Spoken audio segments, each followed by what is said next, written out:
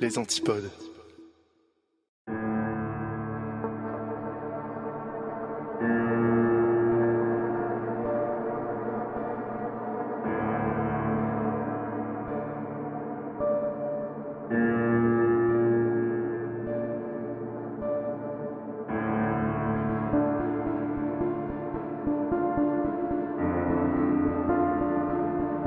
Et bonsoir Twitch, bonsoir le podcast. Je suis Yop et vous écoutez le Rendez-vous de l'étrange épisode 14. Et ce soir je suis en compagnie de Xara Molly. Salut. Tu vas bien? Super bien, toi? Bon ouais, nickel. Ça fait plaisir de reprendre un petit peu les épisodes, un petit peu le podcast. Ben oui. Et ça fait surtout super plaisir que tu aies accepté l'invite. Hein. Ah ben ça me fait extrêmement plaisir. Ça faisait plusieurs semaines que j'avais un sujet à discuter avec vous. J'avais très très hâte d'être de retour. Puis je suis dans le meilleur lieu du monde, le chalet, la cabane au Canada. Mais oui, t'es en direct live de ta cabane dans les bois, donc Oui. c'est parfait pour raconter des histoires un peu bizarres, quoi. Des histoires qui font peur. Ouais, parfait. Avant de commencer cet épisode, je voudrais quand même remercier les super personnes qui ont rejoint mon petit Patreon qui s'agrandit de jour en jour. Donc merci à Lucie, Constance, Damien, Lipton94, Grégory, Aloïs, Sonia, Clara, Valentin, Marc, Flyspeaks et Ibdi. Et je remercie aussi Rémi et Rildo, que je remercie à chaque épisode parce qu'ils ont choisi le palier ultra, rendez-vous ultra, et donc ce qui les propulse en tant que producteur de cet épisode. Donc un grand merci. Donc voilà, pour ceux qui souhaitent soutenir mon travail, ça se passe sur patreon.com/je-suis-hop. Et on a déjà fait des épisodes ensemble privés. Donc ça donne accès à ces épisodes-là. On en avait fait des super cool, on parlait de films et tout. C'était pas trop mal. On a 2 épisodes privés vraiment géniaux pour vous. On testait la méthode des épisodes pour les patrons seulement. Donc, ceux qui apprécient notre duo, vous serez gâtés sur le Patreon. Donc voilà, ça c'était pour la partie soutien. Je pense qu'on va pouvoir attaquer. De quoi tu vas nous parler ce soir, Xara? Je vais vous parler d'une disparition. C'est ça, une disparition d'une jeune femme, une jeune fille de 16 ans qui est allée travailler un matin qui n'a jamais été revue. S'en étant suivi la plus grande chasse, pas chasse à l'homme, là, mais bon, recherche dans l'histoire du Massachusetts. C'est Ok. ça ma prémisse. Ok, alors là, comme ça me rappelle un petit peu la disparition de Léa Petitgas que j'avais traitée dans la saison 1, qui elle aussi avait disparu en allant au travail. Mais bon, on en parlera plus longuement. Oui. Moi, je vais parler d'une disparition qui a eu lieu en Bulgarie en 2014. Donc à l'époque, cette affaire, elle avait fait le buzz sur Internet, parce qu'il y avait des caméras de sécurité qui avaient filmé sa disparition. La vidéo avait été postée sur YouTube, et elle laisse vraiment perplexe. On la regardera ensemble, et on va prendre le temps d'en parler ce soir. Donc voilà. Qui commence? On fait comment ce soir pour se décider? On fait pile ou face. Ah, attends, j'ai peut-être mieux. On peut faire voter les gens? Ah oui, c'est bon, on fait Allez. ça. Je vais faire un petit sondage dans le chat. Qui commence? Yop, Xara. C'est souvent moi qui commence, je veux juste dire. C'est vrai. Allez, ça part sur un vote. C'est dur en même temps, les deux ont l'air folles. Ah ah. Ah bon? Tu veux dire les histoires ou nous? Oui, les histoires, je pense. Ok, Je pense pas qu'on ait si l'air folles que ça, toutes les deux. j'espère que non. Yop a gagné! Oh, 19. Eh ben, c'est moi qui vais commencer. Oui. Très bien. Ça veut dire qu'il y a genre 10 personnes qui n'ont pas voté. Ouais, c'est vrai. C'est vrai, il y a des personnes qui n'ont pas voté. C'est un peu triste, mais bon, c'est comme ça. Oui. 19. Voilà, un petit combien. J'adore Pour le ce plaisir. son. Combien? Bah, c'est parti. Hein.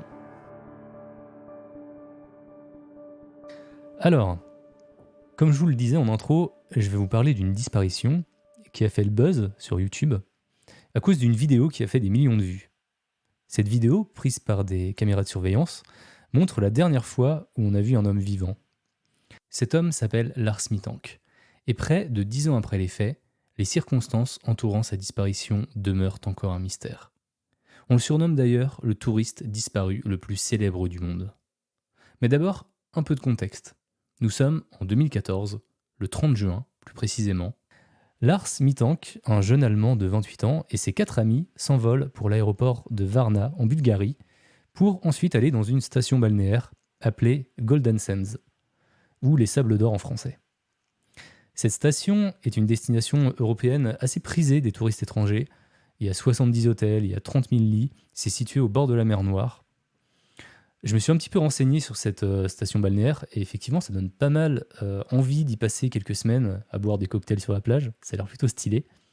C'est d'ailleurs ce que le groupe d'amis a prévu pendant une semaine en réservant au Viva Club Hotel en all-inclusive, c'est-à-dire repas, boissons à volonté. Et eux, leur programme c'était plage, soirée, filles, piscine, voilà quoi, ils se mettaient bien. Et au départ, le séjour se passe d'ailleurs plutôt bien et le groupe vit sa meilleure vie. Jusqu'au 6 juillet, où un premier incident intervient. On est donc le 6 juillet 2014, la veille de leur retour en Allemagne. Lars et ses amis sont dans un bar en ville, et Lars commence à s'échauffer avec d'autres touristes allemands à propos de leur équipe de foot préférée. Lars, c'est un fan de l'équipe de Werder Bremen, et il se prend la tête avec des supporters du Bayern Munich. La situation s'envenime et ils en viennent aux mains. Lars prend un coup sur la tête, ce qui le sonne pas mal et ça met fin à l'altercation. Lui et ses amis sortent ensuite du bar et décident d'aller se faire un McDo. À ce moment-là, Lars est assez secoué par les événements et il n'a pas très faim. Alors il décide de rester à l'extérieur du restaurant pendant que ses amis prennent à emporter. Quelques dizaines de minutes plus tard, ses amis du coup ressortent du McDo, mais Lars n'est plus là. Bon, à cet instant, il s'inquiète pas trop, parce que Lars il n'était pas vraiment de bonne humeur. Alors ils se disent qu'il avait dû repartir à l'hôtel. L'hôtel, il faut savoir qu'il était à 20 minutes à pied du McDo.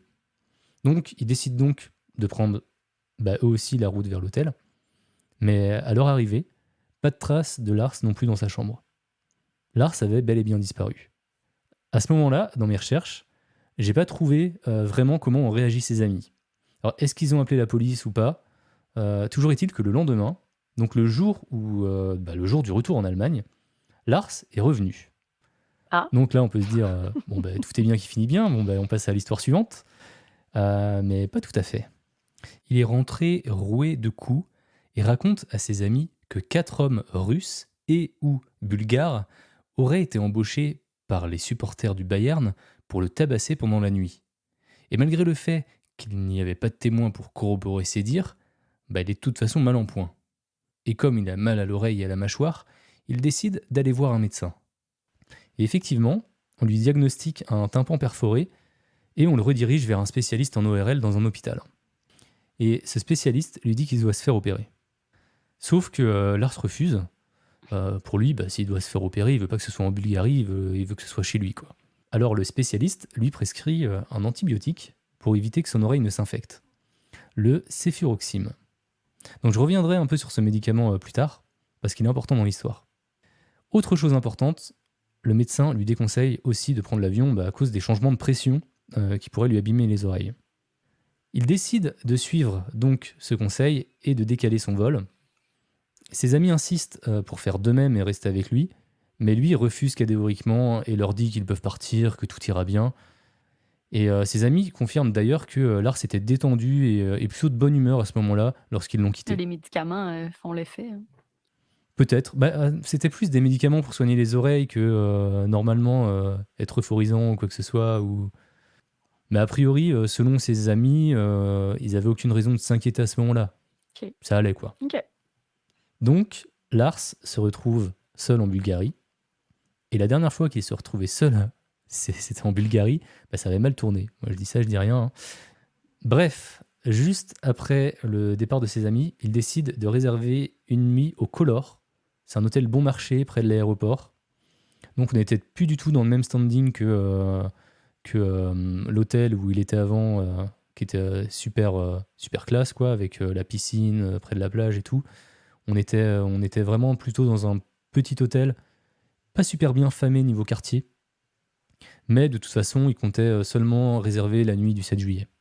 Le problème, c'est que lors de cette nuit à l'hôtel, il a commencé à délirer et à agir bizarrement. Sur les caméras de sécurité, on le voit a priori. Alors, je dis a priori parce que j'ai pas réussi à retrouver ces vidéos, mais on le voit en train d'épier à travers une fenêtre, de faire les 100 pas, et de se cacher aussi dans un ascenseur. Ça fait un peu Elisa Lam, non? Exactement, ouais. Ça fait un peu Elisa Lam. On l'a traité d'ailleurs dans l'épisode Ouais. 12. Bah, elle aussi, elle se cachait dans les ascenseurs, elle était troublée, elle était apeurée. Bah, c'était dans un hôtel aussi. Et son corps avait été retrouvé quelques semaines plus tard dans une citerne d'eau de l'hôtel. Ouais. Donc ça n'indique rien de Puis elle bon. pouvait avoir l'air intoxiquée ou délirante ou on sait pas trop qu'est-ce qu'elle avait, là. Ouais. Sachant que lui aussi, il était décrit comme apeuré, comme paranoïaque. Donc ça a quand même des airs d'Elisa Ouais. Lam. Hein. Durant la nuit, Lars appelle plusieurs fois sa mère au téléphone, Sandra Mittank. Il lui dit qu'il se sent pas bien du tout, qu'il se sent pas en sécurité. Et son discours, il est super décousu. Il lui dit qu'elle doit bloquer ses cartes bancaires parce qu'il y a des hommes qui en ont après lui. Il lui dit que c'est 4 hommes qui lui veulent du mal. Il parle de pilules pendant la conversation. Il demande aussi des infos sur le médicament que lui a donné le médecin, comme s'il n'avait pas confiance en fait à ce médecin. Donc est-ce que cet état pourrait être un effet secondaire du médicament ? Ce médicament, en fait, c'est vraiment un antibiotique assez basique. Hein. Il est utilisé pour traiter des angines, des bronchites, des otites, tout ce qui est sinusite. Mais normalement, t'es pas censé délirer. Ah, mais est-ce qu'il aurait pu être drogué la veille? On n'a pas retrouvé son corps, spoiler alert, donc on ne saura pas.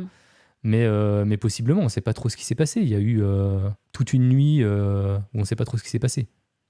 Ouais. Pour en revenir aux médicaments, j'ai quand même fouillé sur Internet. Il existe un article qui date d'ailleurs justement de 2014 qui décrit un cas rare d'une femme de 35 ans qui a développé une psychose aiguë suite à l'administration de céfuroxime et d'un autre antibiotique, le métronidazole. Et donc, il y a eu des changements d'humeur qui sont produits, elle a eu des hallucinations, des délires, des comportements bizarres. Et par contre, tout a disparu, tous les états de psychose ont disparu complètement dans les 5 jours après avoir arrêté les antibiotiques. Mais a priori, c'est pas vraiment cet antibiotique-là, mais plutôt le mélange des deux qui aurait provoqué cet état. Et encore une fois, on est vraiment sur un cas très rare. Il a seulement été documenté une seule fois. Est-ce qu'on sait s'il prenait une médication? A priori, non. OK. Il n'en prenait pas, OK. selon sa famille. On peut quand même se poser la question, est-ce qu'il a respecté la dose recommandée, tu vois, par le médecin ? Est-ce qu'avec la douleur, il n'en aurait pas pris plus ? Et du coup, si tu surdoses, tu peux quand même avoir des effets secondaires. Là, on n'a pas la réponse non plus. Ouais. Il y a Origin qui demande dans le chat, aurait-il pu prendre des médocs antidouleurs plus alcool ? Et j'ai pas cette info-là. En tout cas, on lui en a pas prescrit. Mais ça peut quand même se trouver hors prescription. Puis on peut pas faire d'analyse toxicologique parce qu'on n'a pas de corps. C'est ce que je comprends. Mais là, il n'est pas encore complètement disparu, notre ami. Ouais. On est toujours dans la nuit, là, dans la soirée du 7 juillet, à l'hôtel. Les caméras de surveillance l'ont pris en vidéo en train de quitter l'hôtel vers 1h du matin, puis y revenir à un moment donné pour terminer sa nuit. Personne ne sait où il est allé. Il est vraiment parti en pleine nuit, il est revenu. Maintenant, je vous propose de passer à la journée suivante, le 8 juillet. Donc ça, c'est vraiment, là, c'est la journée de sa disparition. Lars quitte l'hôtel en taxi tôt le matin pour rejoindre l'aéroport avec ses bagages et son sac à dos. Il donne des nouvelles à sa mère, qui n'a pas dû passer une bonne nuit également, je pense. Elle devait pas mal flipper. Mais en tout cas, ce matin-là, il semble aller mieux. Sa mère lui a pris un billet retour pour l'Allemagne, mais elle lui conseille quand même d'aller consulter un médecin dans le centre médical de l'aéroport. Et c'est ce qu'il fait. Il se retrouve donc dans le cabinet du médecin de garde de l'aéroport, le docteur Kosta Kostov. Donc plus tard, l'homme a expliqué à la police que Lars n'était pas dans son état normal. Il divaguait, il était très anxieux et il semblait épuisé émotionnellement. Et il aurait posé des questions sur son traitement aussi. Et là, on arrive au moment qui fait que l'affaire en fait a fait le tour des internets en 2014. 45 minutes après son arrivée à l'aéroport, on le voit sur les caméras de sécurité s'enfuir, sans ses bagages, en courant pour aller se perdre dans la nature. Ce sont les dernières images qu'on a de lui à ce jour. On ne l'a plus jamais revu. Alors pour ceux qui sont en live sur Twitch, je vais vous montrer les vidéos qu'ont capté les caméras de surveillance de l'aéroport. Donc l'aéroport de Varna, le 8 juillet à 6h du mat.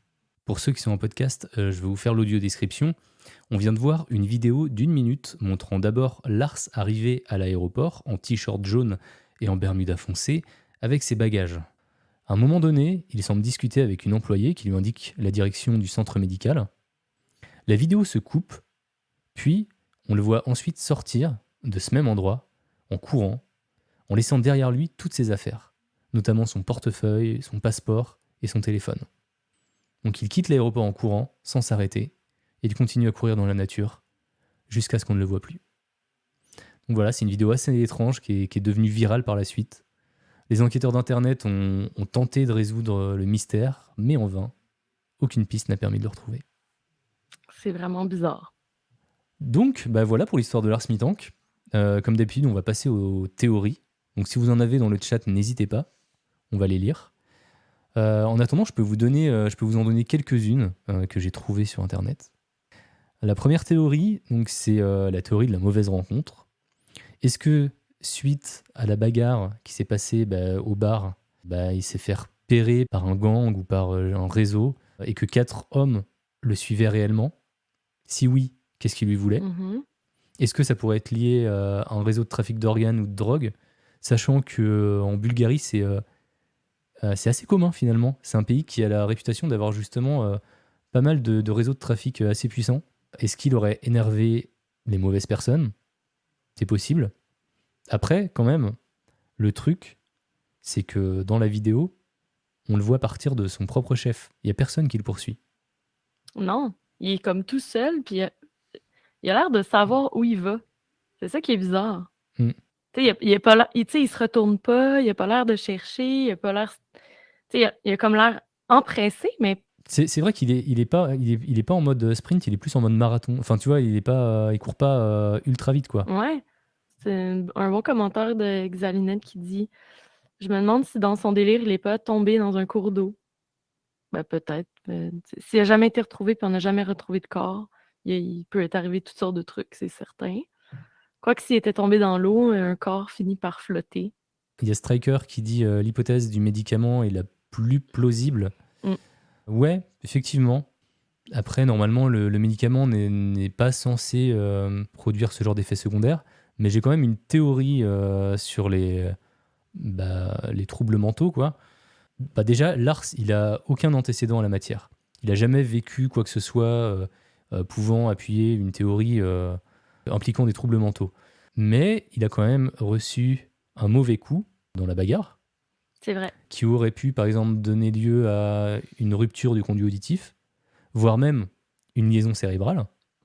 En gros, il aurait pu avoir des hallucinations ou des troubles paranoïaques parce que son cerveau a été touché. À ce sujet, les passagers avec qui il partageait son taxi ont indiqué qu'il avait les pupilles dilatées. Alors, on sait que c'est souvent provoqué par la drogue, mais ça peut aussi l'être quand on a une commotion cérébrale. Mais ouais, on va quand même parler de drogue, parce qu'il a quand même ingéré un médicament. Alors, est-ce que ce serait un effet secondaire ou alors une autre drogue qu'il aurait pu prendre, qu'on aurait pu lui administrer sans qu'il le sache? Ben oui, c'était Life of the Party, Ouais. là. Il était dans son resort en Bulgarie Ouais, toute la semaine avant. Il y avait des filles, il y avait des gens. On sait pas. ouais. Il peut avoir pris de façon volontaire ou involontaire des Ou substances qui involontaire, ouais. affectent. C'est ça. Je pense que ça vient du bar. Soit la bagarre en elle-même, soit un truc qu'il a pris dans le bar, parce que c'est à son arrivée au McDo qu'il a commencé à agir bizarrement. À ce moment-là, il n'avait pas encore pris le médicament qu'on lui avait administré. Par contre, il avait reçu un sérieux coup au tympan, quoi. Ça se peut très bien parce que j'imagine, bon, ils sortent au bar, ils dansent, ils boivent. Ça se peut qu'ils aient consommé soit trop d'alcool, soit de l'alcool mixé avec une drogue, peu importe quelle drogue. Disons, ils sortent du bar, ils s'en vont au McDo. Lui attend dehors parce qu'il se met à se sentir mal un peu. Puis il décide de marcher pour prendre l'air. Dans le fond, peut-être que c'est pas lié la drogue avec l'attaque, qu'on sait pas après, tu sais. Peut-être juste qu'il était dans une Oui. position vulnérable qui fait que, bon, on a ça peut être les hommes du foot, mais ça peut être autre chose aussi complètement. Si, Mm. par exemple, il se sentait pas bien, il est allé vomir dans la ruelle, puis là, ça se peut là, qu'il y ait des gens en fin de soirée qui cherchaient à se battre. Là. Ouais. Je sais pas. Il y a Crapulette qui dit dans le chat, est-ce que quand il a disparu la nuit, de son gré ou pas, à ce moment-là, est-ce que ça peut être du GHB qui aurait pas été compatible avec son médoc pour son oreille? C'est vrai qu'il y a quand même ce flou. Bon, on ne sait pas ce qu'il a fait à ce moment-là. Mm. Déjà, pourquoi il est sorti de son hôtel? Parce qu'a priori, il connaissait personne en Bulgarie. Il est venu avec des potes. Ouais. Puis ils sont repartis. Il y a une théorie comme quoi, d'ailleurs, alors j'en ai pas trop parlé. En fait, il y a pas mal de théories qui sont un peu plus farfelues, comme quoi il était possédé ou des choses comme ça, ou qu'il aurait rencontré une fille, qu'il aurait voulu rester avec elle. Il y en a une comme quoi il aurait pu passer de la drogue, mais ça me semblait un petit peu too much, quoi. Je pense qu'on va le chercher trop loin. C'est pour ça qu'il aurait été bizarre. Bah, parce que quand tu passes de la drogue, tu as des sachets en toi, Oui, oui. et là, on OK, aurait pu, tu il vois y ce aurait que je une veux dire? rupture du sachet. Ouais. Ouais. OK. Ouais, potentiellement. Peut-être qu'on aurait pu lui forcer à passer de la drogue lors de son altercation, là où il aurait été toute la nuit. Mais là, j'en doute fortement, parce que j'imagine qu'il en aurait quand même parlé à ses amis à ce moment-là, tu vois. Quoique, sauf s'il avait vraiment trop peur, tu vois. Ouais, c'est quand même fait bien tabasser. Je l'ai quand même classé dans les théories farfelues. Hein. Oui. Pour moi, on va la chercher très loin, celle-là. Hein. Oui. Perso, de mon côté, je penche quand même plutôt sur la lésion cérébrale suite au coup qu'il a reçu lors de la bagarre. Il était clairement pas bien déjà après l'altercation. Quant à la police, c'était plutôt la piste de la drogue qu'elle envisageait. Alors pas le fait que ce soit une mule, hein, mais comme quoi il serait devenu un drogué et qu'il aurait perdu ses esprits. Il serait devenu un drogué du jour au lendemain. C'est la théorie de la Ok. police, comme quoi il pensait genre à trouver de la drogue le plus vite possible et c'est pour ça qu'il se serait mis à courir. Non. Je trouve que c'est encore limite plus tiré par les cheveux Non. que la théorie de la mule. Je sais pas pourquoi ils en sont venus à cette théorie. C'est n'importe quoi. Enfin, tu vois, c'était des jeunes, ils étaient là pour voilà, faire la fête. Or, il y a peut-être eu de la drogue, mais de là à ce que ça devienne un junkie en 2 jours, tu vois. Il y a sa famille, en fait, qui a indiqué qu'il avait aucun antécédent avec la drogue. Il vivait une vie normale, c'était un employé dans une centrale. Voilà, est-ce qu'il aurait consommé pour la première fois en Bulgarie, puis qu'il se serait devenu un addict en 3 jours? Ouais, non, C'est de la c'est grosse chaud, quoi. drogue, si c'est le cas. Ouais, on n'en a pas par chez nous de celle-là, Non. j'ai l'impression. Donc là, on a parlé de la théorie de la police. La famille et les amis avaient aussi un petit peu leur théorie. Et pour eux, c'était plus la piste du trafic d'organes qu'ils privilégient. Parce que justement, comme Lars, il se droguait jamais, bah pour eux, il serait tombé en fait sur les mauvaises personnes au mauvais moment. Pour eux, il était suivi. Enfin, ils croient ce que dit Lars, en fait, tout simplement. Comme quoi, bah, il était suivi, qu'il y a des gens qui lui voulaient du mal. Mais ça se peut, là, je veux dire. Mm. Combien de fois on a entendu des histoires de touristes qui se font poursuivre, qui se font battre, qui se font agresser? Je veux dire, clairement, Lars avait pas un physique de Bulgare. Non. Tu sais, je pense que peut-être la langue ne ressemble pas à une langue russe ou en tout cas, je sais pas comment on appelle les familles de langue, le slave. Bref, s'il est allé boire avec des amis et tout, probablement qu'il détonnait. Non. Je veux dire, clairement, c'est possible que ça soit. Ça se peut que ça soit de la violence gratuite, hein? Ouais, non mais on est en Bulgarie, hein. Ouais. Tu vois, c'est pas le monde des bisounours. Ben, Il y a bien des réseaux, il y a bien du trafic d'organes, de drogue. Ça se peut très bien. Après, c'est effectivement normalement, enfin, ils étaient quand même dans un endroit assez touristique. Mais bon, en Bulgarie. Peut-être qu'il y a une question dans le chat. Si c'est du trafic d'organes, pourquoi c'est dans l'aéroport qu'il a pris peur? Ben, tu vois, moi, je trouvais pas qu'il avait l'air d'avoir si peur. Quoi qu'il peut avoir vu quelqu'un qui ressemble à un de ses agresseurs, ou peut-être que. Ou sinon, c'est complètement autre chose. Ben, effectivement, j'en ai pas parlé. Il a pris peur parce qu'il y a quelqu'un qui aurait interrompu en fait l'examen, enfin qui serait rentré dans la salle d'examen, un employé de l'aéroport. Et du coup, en le voyant, il a pris peur et il s'est mis à courir. Tu sais, OK. Les éléments weird, là. Bon, premièrement, il y a le fait qu'il soit disparu la veille du départ de ses amis. Ensuite de ça, la deuxième chose bizarre, c'est quand ses amis sont partis, puis il est allé à son hôtel, puis au Color, là. Il est parti, il est revenu. Mais Ouais, est-ce qu'il y a des vidéos de ça? Ben oui, il y a des vidéos de ça, on le voit partir et revenir, c'est ça? ouais. OK. On le voit pas par contre entre. Non. Qu'on sait pas où il est allé, mais est-ce qu'on sait s'il y a une différence entre l'état où il est parti puis l'état où il est revenu? A priori, pas de différence. OK. Fait qu'il est Enfin, peut-être juste enfin, sorti. ouais, parce que le matin, selon sa mère, il allait bien. OK. Puis Il est après, allé il allait à l'aéroport à 6 heures du mat, en fait. Il est arrivé à l'aéroport. mais c'est peut-être à ce moment-là qu'il y a eu de la drogue, là. Il s'est peut-être fait droguer l'autre soirée. Parce que La deuxième soirée, ben oui, où il part à 1 heure du mat, ben ou oui. même la première, hein. En vrai, même la première, hein. Il aurait pu se faire. Mais en fait, OK. Mais ce qui est bizarre, c'est que c'est la deuxième soirée. La deuxième soirée, quand il est au Color, il est tout seul, ses amis sont partis. C'est là où Hmm. il sort, il revient, puis c'est le lendemain qu'il quitte vers l'aéroport, c'est ça? Ouais. Donc, si par exemple, il agit bizarrement, c'est suite à cette soirée-là. Je veux dire, là, si je comprends qu'il a été tabassé, mais ça fait 2 jours. Tu sais, je suis pas médecin, Ouais, mais mais je sais pas à quel en point. fait, j'ai quand même l'impression qu'il avait des passages où il délirait, après ça allait mieux, ou tu OK. vois, même après la baston, tu vois, on sentait que la première, tu vois, celle du bar, on sentait qu'il était pas très bien, tu vois. Après, c'était peut-être juste lié au coup. Mais moi, je pense que. Alors, il y a Crapulette, il y a Popalichus qui dit que ce serait pas un stress post-traumatique lié à l'agression. Moi, ouais, je suis plus à me dire, effectivement, bah, les coups qu'il a reçus, bah, peut-être qu'il a eu tout simplement une lésion cérébrale, une Ouais, ça se peut. lésion cérébrale, pardon. Et bah, hallucination, troubles paranoïaques, voilà quoi. Puis le médecin aurait pas vu? Le médecin, c'était un spécialiste des oreilles. Ah oui. Après, le deuxième médecin, enfin le dernier plutôt, celui qu'il a vu à l'aéroport, c'était un médecin généraliste.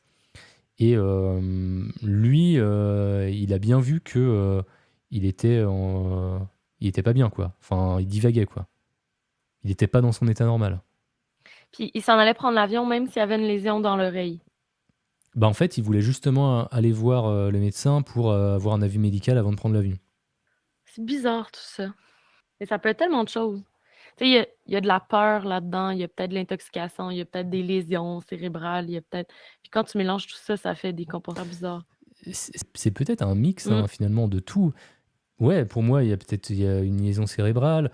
Peut-être que ça s'est mixé avec, en plus qu'il était paranoïaque, il y a peut-être vraiment des personnes qui lui voulaient du mal parce qu'il a quand même été tabassé pendant une nuit, hein. Ouais. Donc, tu m'étonnes que tu sois un peu paranoïaque après, quoi. Hmm. C'est bizarre. Quoi qu'il en soit, il y a quand même un avis de recherche qui est toujours diffusé. On a une récompense de 40 000 euros qui est offerte. Il aurait été vu au Brésil en décembre 2016, mais finalement, c'était pas lui. C'était un randonneur qui s'était pas rasé et qui ressemblait un petit peu à la photo de droite de Lars en version barbu. Pareil en 2018 en Italie, mais c'était pas lui. En juillet 2019, à la suite d'une émission de télé sur le sujet, un chauffeur de camion a indiqué avoir pris un SDF en stop qui ressemblait beaucoup à Lars. La personne était très mince et parlait que quand c'était nécessaire parce qu'il était trop fatigué. Mais il s'est avéré que c'était pas non plus Lars. Donc sa mère, elle est aussi apparue dans beaucoup d'émissions à la télé, à la radio au fil des années. Elle essaye toujours désespérément de résoudre le mystère de la disparition de son fils. Mais malheureusement, malgré la couverture médiatique, ça n'a jamais donné aucun résultat. Voilà où on en est en 2023, près de 10 ans après sa disparition. Ce qu'on peut dire sans trop se mouiller, c'est que Lars est certainement mort à l'heure actuelle, hein, Mm. et que malheureusement, les circonstances autour de sa disparition ont de bonnes chances de rester un mystère. En 2014, tu peux pas juste disparaître de la surface de la Terre. Il y en a qui le font, hein, il y en a qui y arrivent, hein, Ouais. mais c'est chaud. Est-ce qu'il aurait voulu disparaître? On n'en a pas parlé. Bah, il n'avait pas spécialement de raison. Il y avait aussi une théorie comme quoi, bah, là, on le voyait partir dans la pampa, là, il se serait fait bouffer par un animal, je ne sais pas, il serait tombé, aurait fait une mauvaise chute, comme tu disais, peut-être, c'était toi qui disais tomber dans l'eau, ou il était dans un pays inconnu, il avait laissé tous ses papiers, Ouais, c'est vrai. il divaguait, finalement, il avait de bonnes chances qu'il lui arrive pas mal de problèmes, quoi. Ouais. Mais c'est vrai que c'est pas le seul touriste à disparaître dans un pays étranger.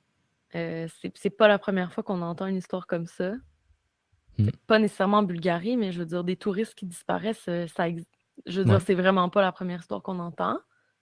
Je me pose quand même des questions sur ses amis qui l'ont laissé là. Il y a personne de ses amis qui a décidé de rester avec lui, même s'il était vraiment mal en point. Ouais, c'est vrai que qu'en tant qu'ami, tu vois, t'as quelqu'un qui vient de se prendre, enfin, de prendre une raclée, tu vois, la veille.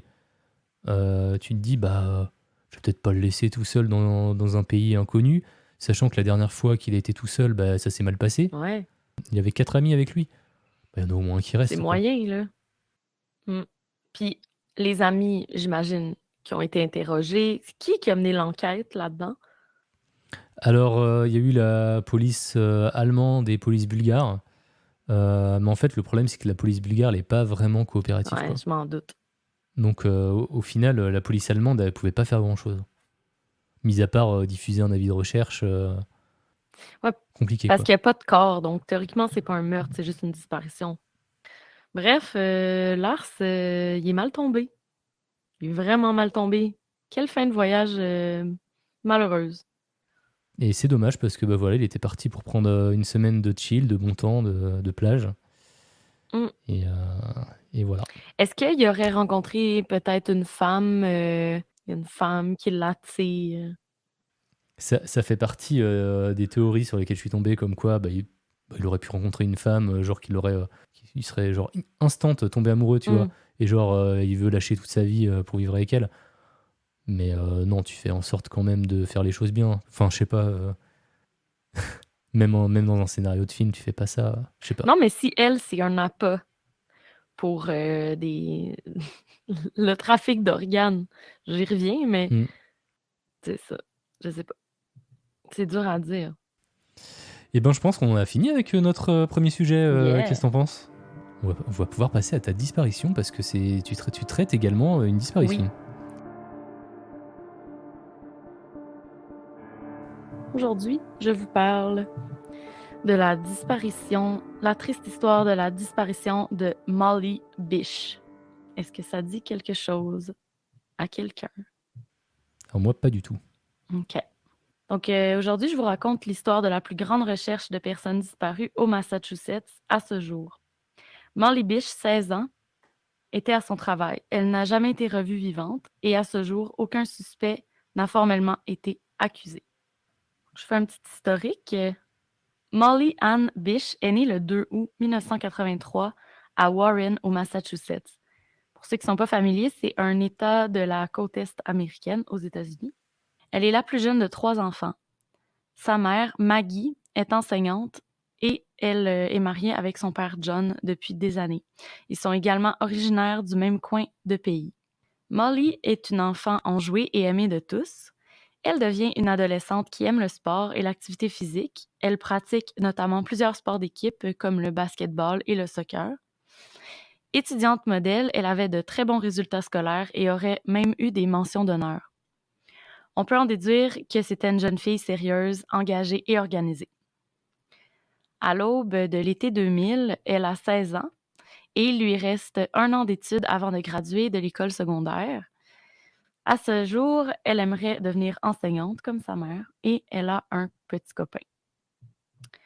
En remplacement de son grand frère John, elle décroche enfin son premier emploi comme maître nageuse, lifeguard, près de chez elle, au Cummins Pond. C'est un lac artificiel qui est entouré de boisés, un peu isolé du reste de la ville. C'est une excellente nageuse et elle peut enfin commencer à acquérir de l'expérience de travail auprès d'enfants. Notamment, elle supervisera les cours de natation et sera entourée de familles et d'enfants durant tout l'été. Donc, elle a très hâte de débuter son emploi. Le matin du 26 juillet 2000, c'est sa 7e journée de travail et c'est la veille de sa disparition. Une de ses bonnes amies se fait frapper alors qu'elle revient chez elle à vélo. Cela ébranle passablement Molly, qui est décrite comme une personne très proche de sa famille et de ses amis. Elle va quand même travailler ce matin-là. D'ailleurs, sa mère Maggie va la reconduire en voiture. Quelque chose d'étrange se produit pourtant. Alors que l'aire de baignade est fermée, Il y a un homme qui est assis dans une voiture d'un plutôt vieux modèle de voiture de couleur blanche dans le stationnement et la mère Maggie n'aime pas vraiment cette présence. L'homme semble les fixer. Il fume sa cigarette. Donc, comme la mère Maggie ne veut pas alarmer sa fille, mais ressent quand même un sentiment d'urgence, elle décide d'aller reconduire sa fille près du bord de l'eau à pied et prend son temps pour discuter avec elle, un peu étirer le temps, voir si l'homme va quitter. Euh, Parce qu'en fait, là, les premiers jours de travail de Molly, l'aire de baignade est ouverte, mais il n'y a pas encore de cours de natation. C'est comme si l'année scolaire n'était pas terminée. Donc, il y a très peu de gens, mais au moment où ça ouvre, il n'y a pas des lignes de gens qui attendent là. Donc, c'est pas vraiment normal qu'un homme seul fume dans sa voiture. C'est pas chose commune. Donc, la mère retourne à sa voiture, puis elle peut pas vraiment chasser ce sentiment de malaise qu'elle ressent. Donc, elle observe l'homme dans sa voiture, fait semblant de chercher des trucs. Elle aussi, elle se sent vraiment pas bien. Et elle va l'observer durant un long moment. Donc, elle arrive vraiment à retenir le visage de l'homme parce qu'elle l'a observé. Puis lui, il se met aussi à la fixer.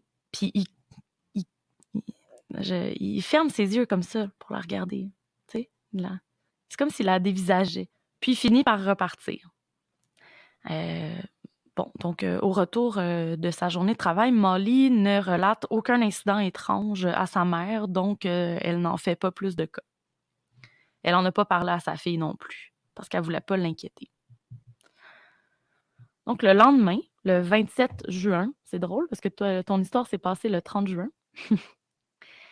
Euh, donc le lendemain, le 27 juin, Maggie retourne reconduire Molly à son lieu de travail. Donc ce qu'il faut savoir, c'est que la famille était très impliquée. Disons, tu sais, c'est une petite communauté. Le frère a travaillé là. La mère dit, bon, je vais aller te reconduire. Son ami s'était fait frapper à vélo. Donc, je pense que Molly est un peu ébranlée. C'est pour ça que sa mère allait la reconduire. Puis de toute façon, de ce que j'ai compris dans ma recherche, c'est que c'était son premier emploi, puis elle voulait être sérieuse, elle voulait être là à l'heure et tout ça. Le lieu de travail n'était pas très loin de sa maison. C'est vraiment pas pour ça. C'est plus être à l'heure. Puis je pense que ses parents voulaient aussi qu'elle soit en sécurité pour se rendre au travail. Donc, le 27 juin 2000, Molly se rend au travail avec sa mère. Elle était vêtue de son maillot, une pièce bleue et d'un short kaki. Les deux femmes s'arrêtent à une station-service pour chercher des bouteilles d'eau et un talkie-walkie. Donc, en 2000, il n'y a pas vraiment de cellulaire comme il y avait de, de téléphone portable comme maintenant. Donc, c'était plutôt avec des talkie-walkie là, qu'on pouvait échanger ou qu'on pouvait entendre les canaux de la police ou rejoindre quelqu'un en cas d'urgence. C'est ce matin-là que les cours de natation devaient débuter, là, donc que le lac artificiel ouvrait officiellement sa saison. Molly est très énervée de tout ça. Elle arrive au lac artificiel entre 9h50 et 10h, très fébrile de son nouveau défi professionnel. À leur arrivée, Maggie est quand même, disons, elle observe les environs à la recherche de la voiture blanche Ouais. de l'homme qu'elle avait vu la veille, mais elle ne le voit pas. Il y a plutôt un camion Ben d'une compagnie locale qui est en train de verser du sable sur la plage. Donc, rassurée par la présence des travailleurs, Maggie laisse sa fille à son lieu de travail et repart aussitôt. C'est malheureusement la dernière fois qu'elle reverra sa fille Molly, qui est mystérieusement disparue entre son arrivée et le début des cours de natation qui devaient débuter entre 10h30 et 11h. Donc ça s'est Très fait très rapidement. rapidement en fait. Donc, ce qui est arrivé, c'est que les familles se sont mis à arriver avec les enfants et ont réalisé qu'il n'y avait pas de maître nageur sur place. C'est comme si Molly ne s'était jamais présentée.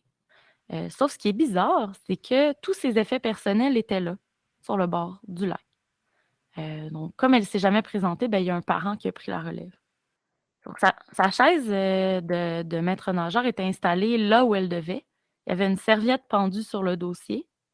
Les sandales de Molly étaient devant la chaise et sa trousse de premiers soins était ouverte par terre. Donc ça veut dire qu'elle elle avait quand même eu le temps d'installer ses affaires. Oui, exactement. Donc, bon, comme il n'y avait pas de professeur, de maître nageur, ben, le patron de Molly a été avisé par les parents qu'il y avait personne qui était sur place. Ça a pris environ 3 heures avant qu'on avise les parents. Et inquiète, Maggie appelle tout de suite la police qui n'en fait peu de cas.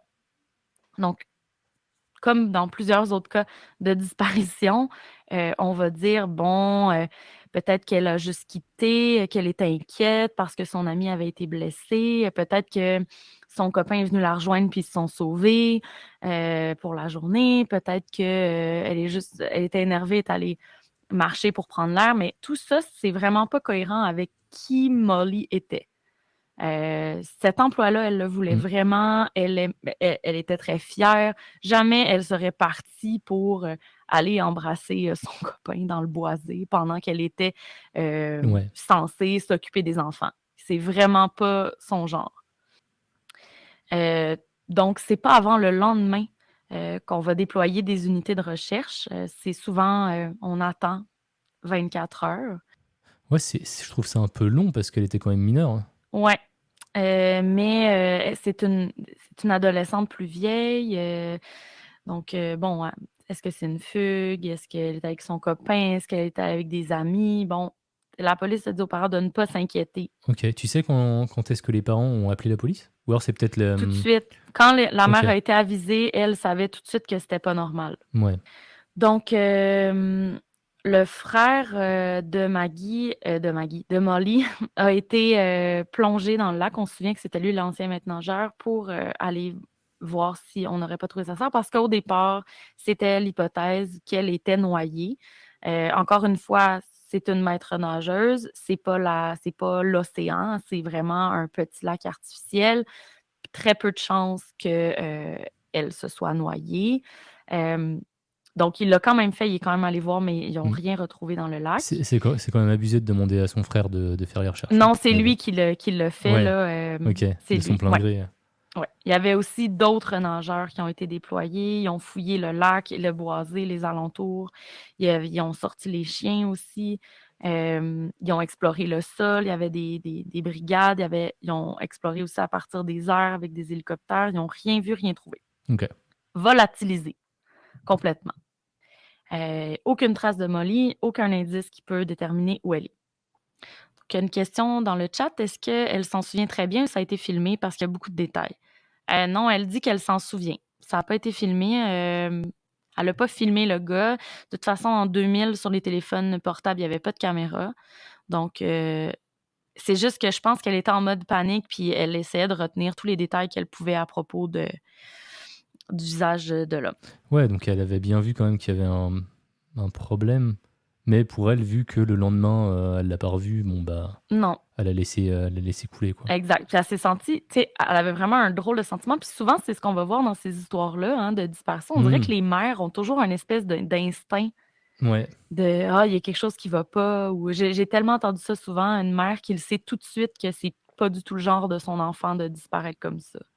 Hmm. Ou de pas laisser de traces, ou, etc. là. Donc, voilà. Fait qu'au niveau des hypothèses, ben, le gros des recherches a été concentré évidemment sur l'homme louche de la voiture blanche qui portait une moustache. Maggie est convaincue qu'il y a quelque chose à voir dans l'histoire. Et ça donne par la suite dans l'enquête que lorsqu'ils ont interrogé les travailleurs qui ont déversé le sable le jour de sa disparition, ils ont vu la voiture blanche dans le stationnement au courant de la ah, journée du 27, mais pas au moment où elle est venue reconduire Molly, mais après. ok. Donc, il n'y a pas grand-chose qui se passe. Maggie finit par embaucher des dessinateurs de profils. C'est pas un portrait robot, là, c'est dessiné. Fait que je ne veux pas dire portrait robot, mais c'est vraiment comme un dessin du suspect. Donc, elle passe une demi-journée à décrire le suspect et fait même ajouter une version du portrait où il fume parce que son visage est différent. Elle se souvient précisément de ses yeux plissés, de sa bouche, de la façon dont ses cheveux sont coiffés vers l'arrière. Elle s'en rappelle parfaitement. Donc, pour elle, il n'y a aucun doute. La photo circule activement dans les corps de police. On installe des barrages, on passe au crible les bases de données d'empreintes digitales, les bases de données de criminels, de prédateurs sexuels actifs et passés, mais sans succès, on ne retrouve pas l'identité de l'homme. Désespérés, les parents vont lancer un site web pour trouver leur fille Molly, dans l'espoir de recueillir des renseignements ou des indices. Ils font l'envoi de la photo de leur fille à plus de 35 000 personnes, journaux locaux et sources d'information. Il n'y avait pas Facebook dans ce temps-là. Ouais, même un site web, hein, ils étaient vachement Ouais, en ils se avance. sont Hein. lancés. Ouais. C'est des parents, c'est une famille de classe moyenne, mais relativement aisée pour, je veux dire, il n'y avait pas vraiment de, il n'y a pas mention qui était pauvre ou quoi que ce soit, là, tu sais, il me semble classe moyenne. Donc, le cas de Molly Bish, suite à ses envois, fut le sujet de plusieurs émissions et documentaires, dont notamment le fameux Unsolved Mystery. Donc, on peut retrouver cet épisode-là, où est-ce qu'il y a des entrevues, on voit la mère, on voit le père, on voit les amis. Donc, c'est un complément d'information très intéressant. Les parents et familles entretiennent encore l'espoir que Molly est quelque part saine et sauve durant les premières années. La recherche se termine de façon funeste en 2003, soit 3 ans après la disparition, lorsque des restes humains ont été trouvés à Palmer, au Massachusetts, à environ 12 kilomètres du lieu de résidence de Molly et d'où elle a été enlevée. Tout débute par une trouvaille majeure à l'automne 2002, soit 2 ans après la disparition. Un chasseur trouve dans les bois un maillot de bain bleu, similaire à celui que portait Molly le jour de sa disparition. Les analyses ADN démontrent qu'il s'agit bien de son vêtement. Un vent de panique saisit la famille. Une fouille intensive s'active dans la région et on finit par trouver des ossements le 9 juin 2003 qui s'avèrent être ceux de Molly. La cause du décès n'a pas pu être trouvée, mais l'hypothèse principale, c'est qu'elle a été assassinée et enterrée dans ces bois. Donc, pour la suite de l'enquête, on a ciblé 3 personnes, mais personne ne fut accusé officiellement. Donc, le premier suspect, je ne sais pas si tu veux montrer les photos, Yop. Donc, le premier suspect, c'est celui avec les cheveux, la moustache brune et les cheveux blancs. Cet homme s'appelle Rodney Stenger, je ne sais pas. Donc, Rodney S., c'est un résident de la Floride et il est arrêté pour le meurtre de sa conjointe. Il s'avère qu'il a demeuré au Massachusetts près du lieu de meurtre de Molly durant plus d'une vingtaine d'années. Il aurait déménagé en Floride environ 1 an après la disparition de la jeune femme. Donc, suite au meurtre de sa conjointe, la sœur de Stenger alerte la police du Massachusetts que son frère aurait pu avoir accès à un véhicule de type c'est vraiment une voiture américaine là, des années 90. Il aurait pu avoir accès à une voiture blanche comme décrit dans les indices des suspects. Et c'était aussi un fervent pêcheur. Il allait souvent au Cummins Pond, là où elle a disparu. Et il allait aussi chasser dans les boisés avoisinants fréquemment. Qui plus est, son apparence physique se rapproche énormément là, du dessin composite recréé par la dessinatrice et raconté par Maggie. En 2011, il y a un informateur du nom de Gerald Battistoni. Ça, c'est l'homme avec le polo bleu. Donc, lui, il était relié. Dans le comté, il y avait un espèce de comité anti-narcotique. Lui, c'était un informateur. Donc, probablement un ancien dealer. Donc, lui a été enquêté comme suspect dans l'histoire aussi. Parce qu'il y aurait eu des ressemblances physiques avec le portrait robot. Mais là, il n'y a plus de moustache, mais on parle de 2011. Donc, encore une fois, c'est une dizaine d'années plus tard. Lui, dans le fond, il a été emprisonné pour viol d'adolescente dans les années 90. Il a tenté de se suicider en prison après l'annonce qu'il était un suspect potentiel dans le cas de Molly Bish. Il aurait pu être dans les alentours, près des dates de la disparition, selon certains témoins. Puis il y a un détective privé du nom de Dan Marley qui a demandé du testing ADN entre le maillot et l'homme, mais il n'y a rien de concluant qui est ressorti. Donc, il n'a pas pu être accusé. Finalement, en 2021, donc encore plus récemment, il y a un nouveau souffle qui se donne à l'enquête quand le procureur du Worcester County qui est dans le fond le comté dans lequel elle est disparue. Il annonce qu'il y a une nouvelle personne d'intérêt dans le cas de Molly Bish. C'est un prédateur sexuel du nom de Francis P. Sumner Jr. Lui, il possède un dossier criminel de plus de 20 pages, incluant des viols, des voies de fait, des kidnappings. Donc, c'était vraiment une personne d'intérêt. Il aurait été considéré comme potentiel suspect dans l'affaire. Par contre, il serait décédé depuis 2016. Ah oui.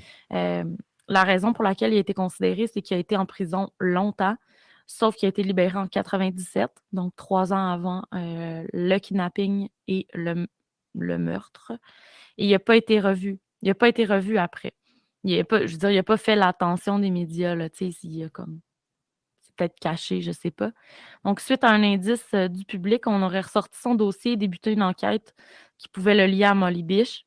Mais au moment actuel, l'enquête est toujours en cours. Il y a un petit air, je trouve. Je trouve que c'est peut-être celui-ci qui ressemble le plus au dessin, non? Ouais. Et encore. Tu sais, Ouais. c'est difficile de dire qui a fait quoi, mais ce qu'on sait, c'est que, bon, on a retrouvé des ossements. Bon, on sait qu'elle est morte, quoi. On déjà. sait qu'elle est morte. On le sait que c'était pas le genre à chercher le trouble. Je veux dire, elle serait pas. Elle aurait pas eu des mauvaises fréquentations, par exemple. C'était pas du tout le genre. Elle était impliquée dans le sport, à l'école, à l'extérieur. C'était vraiment une jeune fille qui était promise probablement un avenir vraiment linéaire. Je sais pas. Je dirais, elle avait toute la vie devant elle. Puis elle était fière de ça. Elle était vraiment fière d'aller travailler. Puis c'était important pour elle. Donc, la pauvre, j'ai lu un article dans lequel c'est que derrière l'espèce de petit lac artificiel, il y avait un chemin en terre qui allait dans les boisés et au fond, il y avait un cimetière. Ils ont trouvé des traces de camions ou de gros pneus dans, dans ce chemin-là. Puis, ben, ils n'ont pas vraiment regardé. C'est comme si, au moment où ça s'est passé, ils n'ont pas tenu compte qu'il y avait peut-être des traces. Puis, bon, les voitures de police sont passées là. Puis, finalement, les voitures de police américaines, ça peut ressembler au même modèle ou un modèle similaire de pneus que la voiture blanche. Donc, malheureusement, c'est une trace qui aurait pu être envisagée, mais que malheureusement, ils n'ont pas eu les techniques policières adéquates. Donc, voilà, c'est l'histoire de Molly Bish. J'espère que ça vous a intrigué autant que moi. Et c'est toujours bien triste de parler d'une jeune personne disparue et morte, puis peut-être pire. Donc, voilà. Surtout que c'est une personne qui avait la vie devant elle. 16 ans, quoi. Ouais. C'est d'autant plus triste. Puis le corps était, après 3 ans, clairement, le corps n'était pas en état d'être analysé comme il faut. Fait qu'ils n'ont même pas pu savoir si elle avait été violée ou autre, là. C'était vraiment juste les ossements qui ont été retrouvés, quoi. Ouais, exact. C'est fou d'ailleurs que le maillot de bain, lui, il a été récupéré presque intact en fait. Mais Parce il que n'était pas avec les ossements. Ouais, mais je pensais qu'il se serait quand même un peu désagrégé en 2 ans, mais a priori non. Écoute, c'est du plastique, hein? C'est du Ouais. lycra. C'est vrai. Ça se décompose pas vraiment. Il était peut-être abîmé, là, mais je pense qu'ils ont pu faire le lien assez vite. Puis, tu sais, moi, si je suis une mère, puis on trouve le maillot de mon enfant qui était censé l'avoir sur elle, pas avec ses os, je comprends que il y a eu un problème. Il y a eu autre chose qu'un meurtre, là. Ouais. C'est ce qui est super malheureux, là, bien sûr. Tout ça est malheureux, mais c'est comme, on dirait que ça ajoute un truc que tu n'as même pas envie de savoir, quoi. Tu vois, c'est ta fille, tu vois, tu le sais, mais voilà, quoi. C'est bien triste, tout ça. Et dans le fond, ce qui est intéressant à retenir, c'est que l'enquête est toujours en cours. C'est pas un cold case. C'est déjà pas mal, en fait. Ça veut dire qu'ils ont quand même des éléments pour, a priori, ne pas fermer l'enquête. Il y a encore des suspects potentiels, puis il y a des nouvelles mesures d'ADN là, maintenant. Peut-être qu'ils vont pouvoir, avec le maillot de bain, aller plus loin. Les bases de données maintenant, avec les Ancestry.com et compagnie, Ouais. on peut retrouver quelqu'un à partir un descendant, un cousin, un frère, une mère. On ne sait jamais. Peut-être qu'on va réussir à découvrir qui a fait ça à Molly Bish, puis j'espère qu'il est mort. En tout cas, s'il est pas mort, il est assez vieux maintenant, hein. Ouais. J'espère que ben, tu sais, pour la famille, tu sais, le frère, elle avait une sœur aussi, donc tu sais, je pense que pour la famille, ça serait important d'avoir, un closure à toute cette histoire-là. Et j'espère qu'on aura la résolution de cette affaire, Ouais. peut-être, dans quelques années avec effectivement, comme tu disais, au final, les techniques, changent. On a des nouvelles solutions, tout ce qui est, j'allais dire DNA, ADN, il y a des choses DNA. qu'on DNA, il y a des choses qui ont vachement évolué en 23 ans. 23 ans, hein, Mmh. quand même, hein. Donc, Ben, tu sais, j'écoute quand même beaucoup de documentaires de true crime, puis, d'ailleurs, il y a un je vais vous parler brièvement d'un autre cas. Ben, juste vite, vite pour que vous alliez voir l'émission. C'est le cas de Sharon Pryor. Ça s'est passé à Montréal. C'est aussi une adolescente de 16 ans qui a été violée et assassinée. Elle a été retrouvée à Longueuil, sur la rive sud de Montréal. Euh, Elle, dans le fond, l'enquête, c'est en 1975, et l'enquête a été complétée cette année. ah ouais, Donc, c'était pas un cold case, c'était un cas ouvert. Et ce qui se passe en ce moment, c'est que la police est en train de réouvrir tout plein de cold cases parce qu'ils ont une nouvelle méthode d'analyse. C'est là que j'ai appris que, c'est génial, hein. ouais, avec les kits d'ADN génétique, là, tu sais, les gens là, qui font des tests de salive à la maison pour savoir, Ouais, ça, là, ça permet, c'est hyper précis, puis tu peux aller trouver tu trouves des lignées de gens. Donc, si par exemple, il y a une correspondance avec une personne un descendant d'un tueur, ou d'un prédateur sexuel ou autre, ben, ouais, on peut remonter la ligne.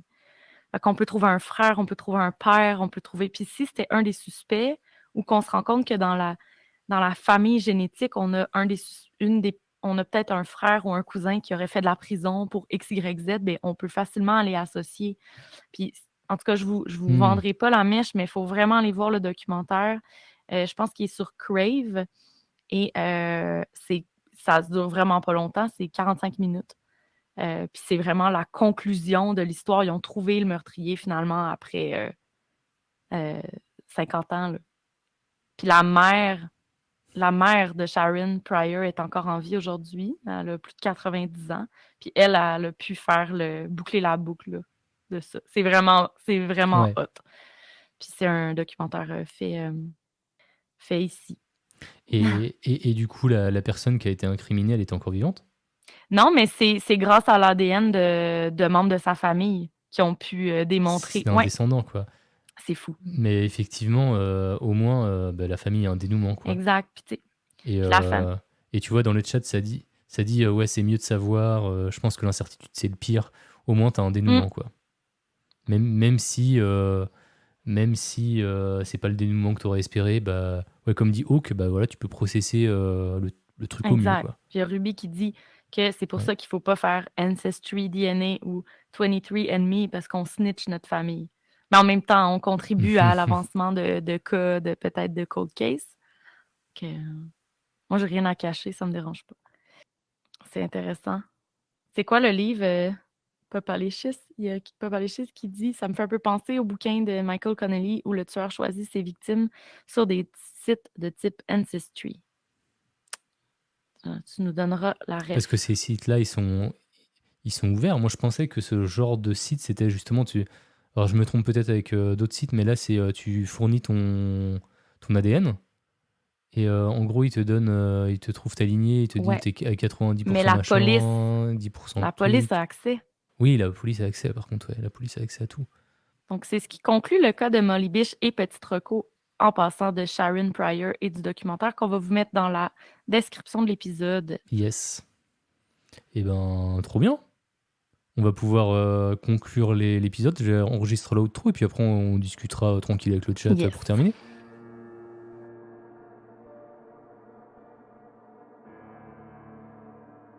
Et bien c'est tout pour cet épisode. Merci de l'avoir écouté jusqu'au bout. Et merci à toi Xara d'avoir co-animé cet épisode avec brio. C'est un plaisir C'est d'être vraiment là cool. encore, puis j'ai hâte de revenir. Bah ouais, plaisir partagé. Oui. Tu reviens quand tu veux, comme d'hab. Hein. Faut juste que je sois un petit peu plus, comment dire, que je sorte de mes épisodes un petit peu plus souvent, que je sois meilleur niveau récurrence. Oui. Mais ça va revenir. Ça va revenir. Sinon, les petites piqûres de rappel, le Rendez-vous de l'étrange, c'est un podcast du label Les Antipodes. Donc, si vous voulez rejoindre la super commu du label, on a un serveur Discord. Vous pouvez aussi suivre le podcast sur Instagram, nous regarder en live sur Twitch, twitch.tv/je-suis-hop, ou en replay sur YouTube. Vous pouvez aussi me retrouver tous les mois dans le podcast avant d'aller dormir. Donc, tous les liens sont dans la description. Mais le plus important des liens, c'est celui du Patreon. Hein. Patreon.com/je-suis-hop. C'est à partir d'1€ par mois et c'est le meilleur moyen de soutenir mon travail. Et ça vous permet en contrepartie d'avoir accès aux épisodes avant tout le monde, à des coulisses, à des épisodes privés dont on a discuté avec Xara tout à l'heure. Donc si vous voulez plus de Xara, eh ben, abonnez-vous. J'en profite aussi pour remercier Nadia Pinup qui a sub sur Twitch pendant l'épisode. Donc voilà, je crois que j'ai tout dit. Merci encore à toi Xara. À bientôt tout le monde. On se retrouve le dernier vendredi du mois pour l'épisode privé, et puis le 7 juillet pour le prochain live du Rendez-vous de l'étrange. Donc rendez-vous 7 juillet, et sinon tous les vendredis je stream à partir de 21h30, on fait des creepypasta.